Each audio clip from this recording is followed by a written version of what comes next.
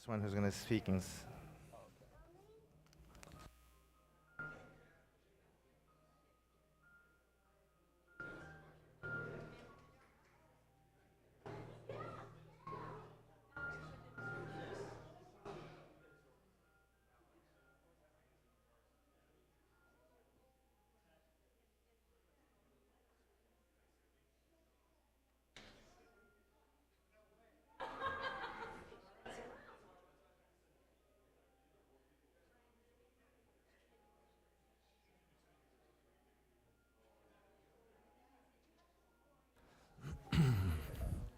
Come on, have a seat. Have a seat. Have a seat. Good afternoon, everyone. I feel tilted this way. I got to talk to this side of the room. Welcome to the First Congregational Church of Litchfield. Such an honor to have you here. I always tell people you're only a guest for the first time, so now that you've come, you're family. You're welcome to come all the time. Or never again, that's fine. We'll catch you in the kingdom someday. I'm always fascinated by what I refer to as divine coincidences, things that would be impossible for humans to put together. There's a very special reason why I happen to be the pastor of the First Congregational Church at the time that we're actually honoring this family, the Beecher family. History is very important. I think that's probably why a lot of you are here, because you appreciate history. There's a little bit of history that most people don't know in the United States. And I figure I'd share that just to show the divine connections that God sometimes does. So there was a kingdom in Africa, and it was called Ndongo. It was reigned by a powerful queen. Her name is Nzinga. And she was fierce, powerful kingdom. But after so many attempts of colonizers coming and trying to take them out, eventually they were able to overwhelm this little kingdom and wipe them out pretty much. And most of the Africans from Ndongo were placed in slave ships and they came to the Brazil area, and then to the Caribbean, and eventually ended up in the United States. So a very unknown fact is most of the African Americans in the United States who did a DNA test, they would find that it goes all the way back to the nation of Ndongo. Well, Ndongo was colonized by the Portuguese, and it was changed to Angola. Angola, modern-day Angola, used to be this nation of Ndongo. Why am I saying this? Because the Beecher family, when they were really striving so hard to set free the slaves, didn't even realize they were setting free slaves from Ndongo. I am the only pastor that's ever been in this church who's raised in Angola, and my father is Angolan. I am a descendant of the very people that the Beecher family worked so hard to set free. And only God could make these coincidences. So I'm so honored to have you here, and welcome. With that, I'm going to give the, I don't know if you have a picture. You have a picture? Do you get it? There's my dad. There's my dad. He looked a lot younger back then. So my dad is a descendant of Hebrews who escaped to Angola and intermarried with the culture of Africa so that they would escape persecution. So thank you, Beecher family, because in some way I am a beneficiary of the great work that they did. So with that, thank you so much, and whoever is speaking may come at this time. Thank you.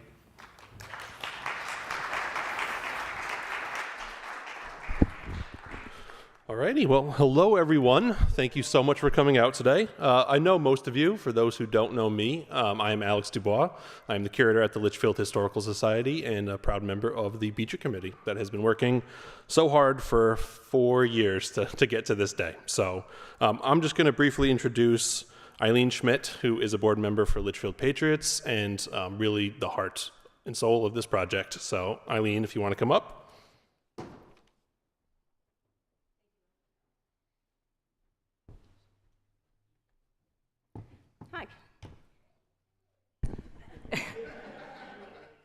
So, since 2018, we have been honoring Litchfield's Revolutionary War patriots.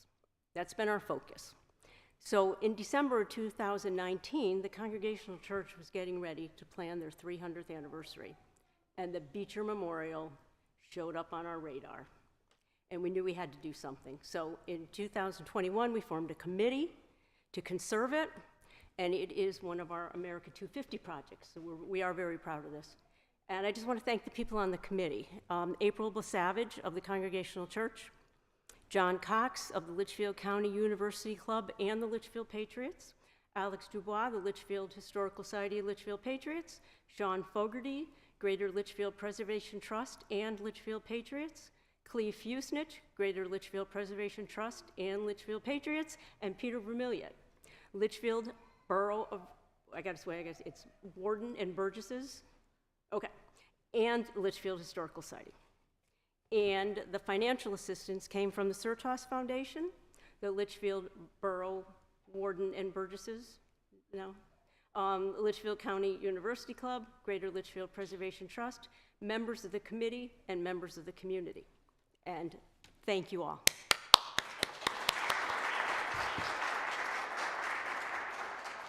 And who's next? You. And now Alex is going to give you a little history of the memorial. I will give you a history of the memorial, but you've got to wait patiently for a couple more minutes. So we are thrilled to have a special guest with us, Kat White, the Director of Collections and Public Programs from the Stowe Center for Literary Activism. So we are thrilled to have a partner organization also working to interpret this important family here in Connecticut with us today. So Kat.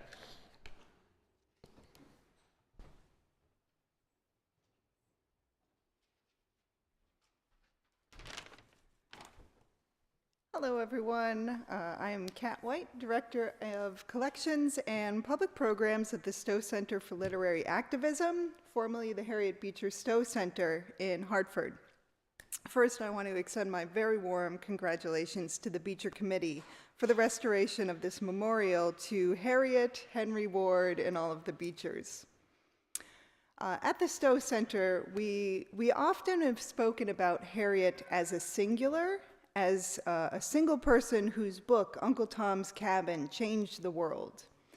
And arguably it did. It was a runaway bestseller in the US and abroad. It was championed by anti-slavery advocates, while it was also banned in states that upheld slavery. Black abolitionists such as Martin Delany and Frederick Douglass debated the merits of the work for both galvanizing anti-slavery sentiment into action and reproducing racial stereotypes. So Uncle Tom's Cabin was certainly one of the most publicly discussed books and the best-selling novel of the 19th century. Since its initial publication in 1852, it has never gone out of print, and even as recently as 2018, it was recognized by BBC's Stories That Shaped the World as the #2 most influential book. Homer's Odyssey came in #1. All of this is true. Harriet Beecher Stowe did write the book, and the book was hugely influential. But what I think is significant in how we understand Stowe, her work, as well as the work that other Beechers have done, is understanding that rather than being a single actor, she wasn't working alone. And there were many influences on her writing and on the work that Harriet, Henry Ward, and others were doing at the time. Stowe compiled and published The Key to Uncle Tom's Cabin a year after Uncle Tom's Cabin was published. The Key lists the sources and documents that Stowe used to craft her depiction of the horrors of slavery. And the Key includes stories of enslaved and formerly enslaved people, such as Frederick Douglass and Josiah Henson. It includes want ads and auction notices. It includes legal notices and other pieces of information that she was responding to, borrowing from, and that influenced how she portrayed enslavement in the society at the time. So in this sense, Uncle Tom's Cabin was written by all of the people included in the key, not just Harriet Beecher Stowe.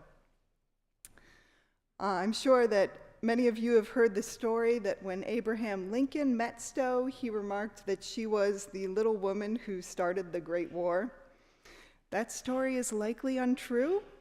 What is true, though, is that Lincoln had checked out from the library a copy of the key when he wrote the Emancipation Proclamation. So it wasn't Harriet Beecher Stowe that started the Great War.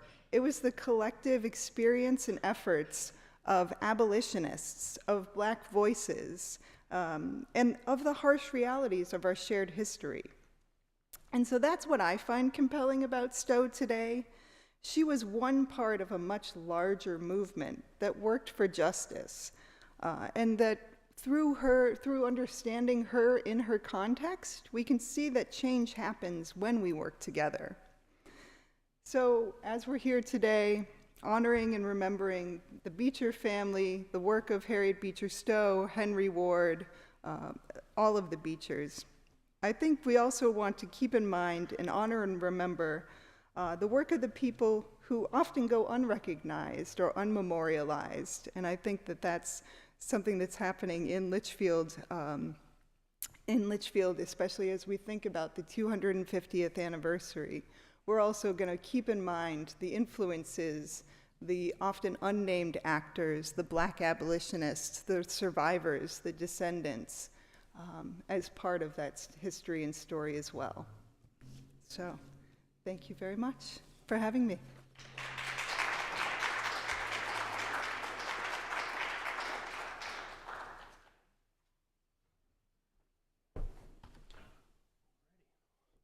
All right, so one of the things that I was tasked with doing today is giving you a short history of the Beecher Memorial. So this is a memorial that many of you have driven by, looked at, seen on walking tours. You've read the plaque, you've seen the medallion.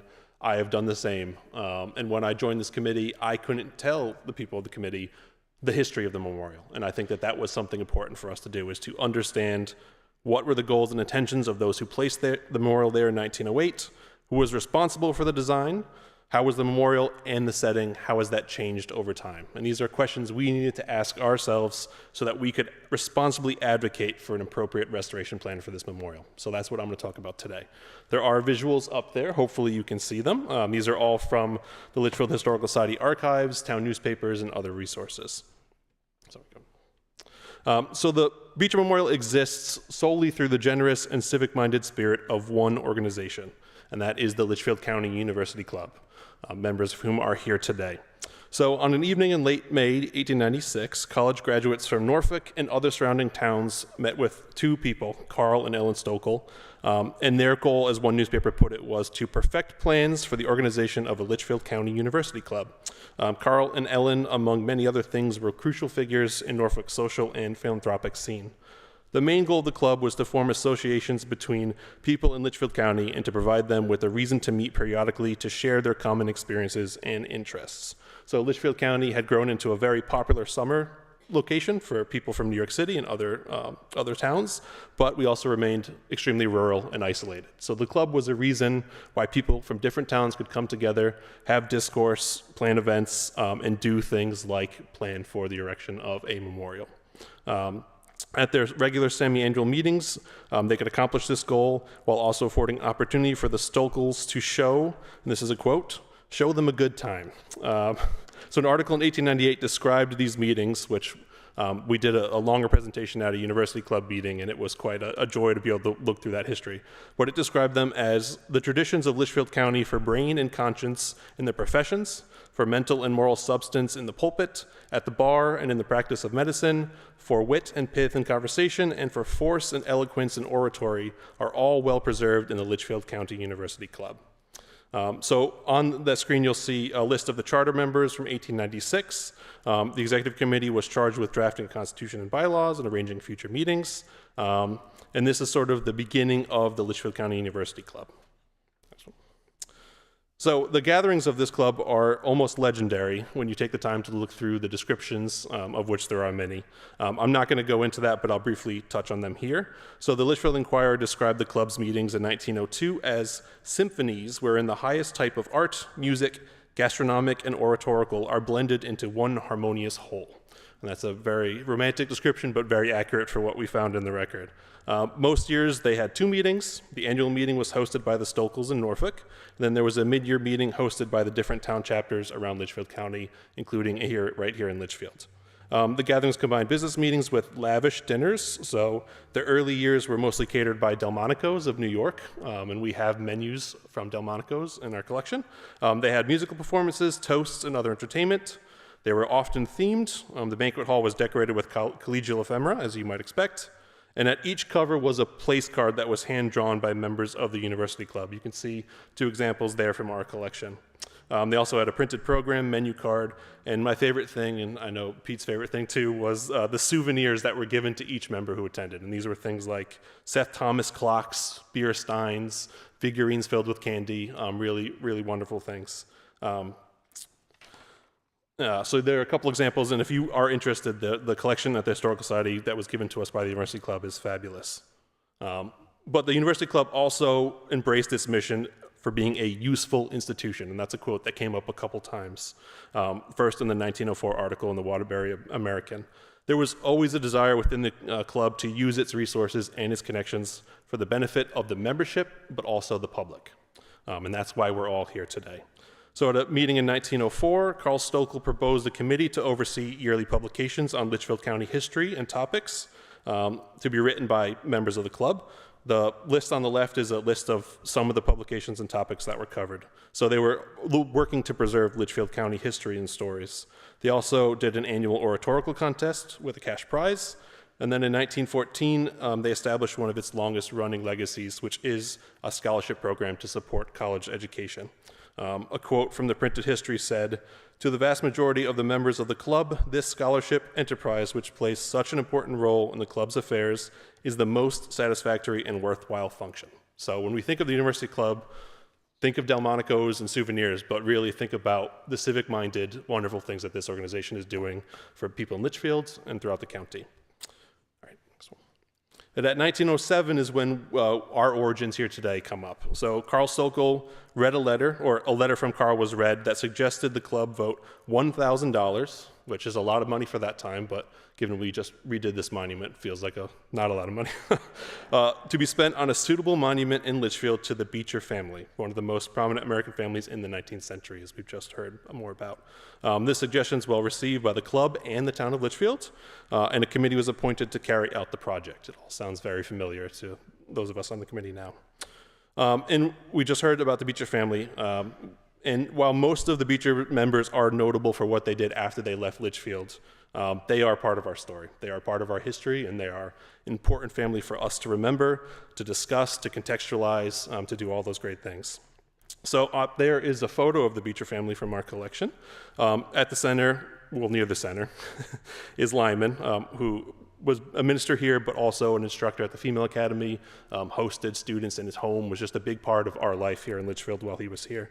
There's also many of his children who were either born in Litchfield or shaped by the vibrancy of education and discourse that was foundational to this town at this time period. Litchfield has been described as the first college town, but also a place that brought together people who were educated, who were thinkers, who were trying to make changes in the world, were here in Litchfield. So people like Isabella, who's in this photo, was a founding member of the Connecticut Women's Suffrage Association, who fought for a married woman's property bill in the state until it was passed in 1877. There was Catherine, a student at the Female Academy, who later became a noted educator and author and founded her own schools. Edward, who was an abolitionist advocate and who authored an account of the anti-abolitionist violence in Illinois that claimed the life of his friend. Henry Ward, who was on the monument, who turned Plymouth Church in Brooklyn into one of the foremost centers of anti-slavery sentiment in mid-19th century America. And also Harriet, who we've just heard about, and whose legacy continues to inspire dialogue and activism today. So, when you look at the Beecher Memorial, there are 2 faces on the memorial, but we encourage you to think about all of the Beechers and, as Kat talked about, all the people who were part of that story. So the chairman of the University Club committee was an architect named Eric Rossiter, who was from Washington. the Washington and Connecticut, not DC. And he reported that the committee recommended a bronze likeness of Henry Ward Beecher and Harriet Beecher Stowe be erected in Litchfield. The format was to be a bas-relief medallion cast in bronze and 3 feet in diameter of the 2 Beecher children mounted above a tablet describing the location of Lyman's Church and the Beecher home and the birth dates of those who were on the memorial. And at the 1908 meeting, it was reported that a boulder had been donated by Litchfield residents on which to mount the medallion with a rock platform underneath for the tablet. The medallion, having arrived from England, was on display and was, they wrote, greatly admired by the guests. So the ultimate location chosen for the Beecher Memorial was the very center of Litchfield, where we're all gathered today, on the site where Lyman Beecher's church once stood. You can see the photo on the top is the Litchfield Green before the monument was placed. And then if you click again, there should be hopefully you're seeing a red box. Maybe. That's the location that they chose for the church. And then the last click should be another photo. And this shows the Litchfield Green after the memorial was placed, after some changes in the 1910s. And the most important thing for me when I was looking through this is that the committee was very clear that they wanted to see the Beecher Memorial occupy a central and conspicuous place on the village green. And those are the words I kept coming back to, central and conspicuous. In 1908, it was reported that Rossiter was in Litchfield to superintend the placing of the boulder. Details about the actual dedication, and I know Eileen could speak about this for a long time, we could not find for a long, long time. So we knew that they had all these plans in the newspaper and local newspapers, and then all of a sudden it just appears in Litchfield, and we couldn't find the actual article about when that happened. The good news is I hope we've created enough marketing material, we have John McKenna with us here today, that this rededication will not be lost to history and it will be remembered. So on the bottom you can see on the memorial sitting on the East Green shortly after it was renovated. The thing I'd like to draw your attention to is that little tiny young oak tree directly behind the memorial that you might not be able to see at this scale that was planted in 1899. That's something to keep your eye on. And then one thing I was very interested in is understanding that this memorial is not just a piece of history, but a piece of public art. It is a very beautiful memorial that was erected. It has bronze on it that was clearly done by a trained artist, someone who really took the time to try to get these likenesses correct. So I didn't know the name of that artist, and I'm not sure anyone did when we started gathering, and it was important for us to do so. So the medallion and tablet were designed by a man named Alfred Bertram Pegram. He was an English sculptor. He was a cousin of a more well-known sculptor. You can see, hopefully, a small example of his bronze work that wasn't, this is just a small sculpture. But I was wondering why a talented but relatively obscure British sculptor came to receive the commission for a memorial in Litchfield. It just didn't make sense to me. And the answer came in the form of 2 members of the university club, Rossiter, who I mentioned, and a man named Edward Hook Van Ingen, who was the gentleman on the right there. Van Ingen pledged land and money towards the building of a permanent library in Washington, which we all know today, which was completed in 1908. He was also, through his associate Rossiter and Ingen, was the people who brought Pegram to this project. So that's the connection there. Van Ingen secured Pegram for the project, and he even visited London to oversee the sculpting of his plaster mold. Apparently, Van Ingen knew Henry Ward Beecher intimately. He wrote to the club in 1908 from London that he made a few suggestions, notably as to the mouth of Henry Ward to the sculptor. So he was there making sure it looked like his old friend. He also stated that they shall take as much time as needed to be right, to get the thing right, but he was much pleased with it and regarded the likenesses altogether successful. He also brought over likenesses of Henry Ward Beecher provided by Beecher's son, and engravings of Harriet provided by the publishers of her book. So these were what guided the creation of our memorial. The next one. The next slide should have 2 images of Pegram's other work that is here in Connecticut. So Pegram's work for us is largely institutional. It's only held at a few places, and in those places he usually did a couple of commissions. But you won't find his work in American museums or in other places. So our memorial really is one of a very select group of public art pieces done by this one artist, which is just another factor in why it was so important for us to keep this memorial accessible and in good shape. So like many things in our world, the appearance of the Beecher Memorial changed over time. So these are I know they're a little small, but on the left you'll see after it was placed, there's the beginning of some creeping vines making their way onto the stone, which I have no doubt contributed to its deterioration, but looks pretty in that photo. And then on the right, the Beecher's firmly in its verdant area. It's covered in vines with plantings all around. It's a little obscured. So over the time that this memorial's been here in Litchfield, it's looked quite different. But on the next slide, you're going to see a view of the memorial that most of you will recognize, which is where it stood at the time when our group was organized in 2021. Things have certainly changed, if you remember those other photos. So the greens changed, the roads have widened. What you're seeing in that little lip in front of the memorial is actually the curb. So there's about, I want to say, about 1.5 feet of green space in front of the memorial before you got into traffic, which is not ideal. That young oak I told you to remember is now a gigantic oak tree, which is overhanging the memorial and dropping debris and other material onto it, which again contributes to deterioration. And this photo should demonstrate with the directional signage, the curb, the tree, the fact that the road's right there. This memorial was no longer in a central and conspicuous place in Litchfield. It was no longer fulfilling its purpose as the University Club intended to be something that the Litchfield community could find, could stand in front of, could appreciate in a safe way. And it was no longer in the shape that it was when it was dedicated. So time, the proximity of the road, our lovely New England winters, the cover of the tree has not helped the aging of the memorial from 1908 until when we got to it in 2021. So the bronze components, which are so integral to this piece, were in pretty good shape, but they had lost their patina, they had suffered some damage. The conservator called these impact dents, which I can only imagine are rocks being kicked up by the road and hitting this lovely medallion. The base of the memorial was the real problem, and that was, as we found it, quite deteriorated. There was the cement that was used to join the different elements had sort of deteriorated, fallen apart. That plaque, if you can see those tiny little photos, good for you, but also that show that plaque has actually separated from the memorial. It's almost its own piece, something that could be easily pried off or having fallen off.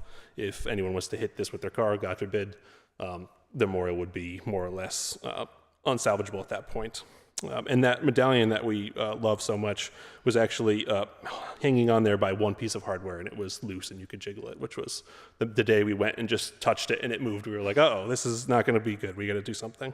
So the condition of this is presenting both safety and accessibility challenges in 2021. But thankfully, the members of this community were ready to take action. So through Eileen, who was the first to raise awareness about this memorial's condition, and the other members of the Beecher committee, we got together and through many, many meetings, formed a plan for its restoration. So our intentions were always to follow those intentions prioritized by the University Club. We wanted to keep the memorial within the footprint of Lyman Beecher's church. We wanted to replicate the design of the stone base, reusing original stone, but ensuring a more durable construction. We wanted to return the memorial to a place of visibility and accessibility for those enjoying our town's green spaces. And we wanted to treat the memorial both as history and public art by having a conservator treat and preserve Pegram's bronze pieces for future generations. And standing here today, I like to think that we have done a good job honoring those intentions. So in closing, we are not too far removed from the date on which Lyman Beecher, right on the green over there, delivered a lecture here in Litchfield. It's a stone's throw from where you're sitting if you have a particularly good arm. And this was a Thanksgiving sermon in 1819. He chose the topic for this sermon being the means of national prosperity. So the sermon's 24 pages long, so you're just gonna have to give me your patience for a little bit. No, I'm joking. I'm not going to read it, but I did want to close with one part of that sermon, which actually rung pretty true. He wrote in there, "The prosperity of a nation depends on the moral qualities of its population, the vigor of its institutions, the relative proportion of its materials, and the compactness of its organization, by means of which one heart may beat the pulse of life to every extremity." It's actually quite a nice sentiment in that. And I would argue that that sentence applies to this community. Where the morals of one person or a group of people can inspire others to take action, where through much vigor, a good proportion of building materials, and a respectable degree of organization, we have now beat new life into a piece of Litchfield's history. So with that, we would like to invite everyone to bundle up. It's not too cold outside, it could have been worse, and join us outside at the memorial where we'll have a few more words. We promise to keep it brief, and then we can all come back here where it's nice and warm, and April Blasavage and the church has generously organized a reception for us. So with that, we will head out to the memorial. And thank you all.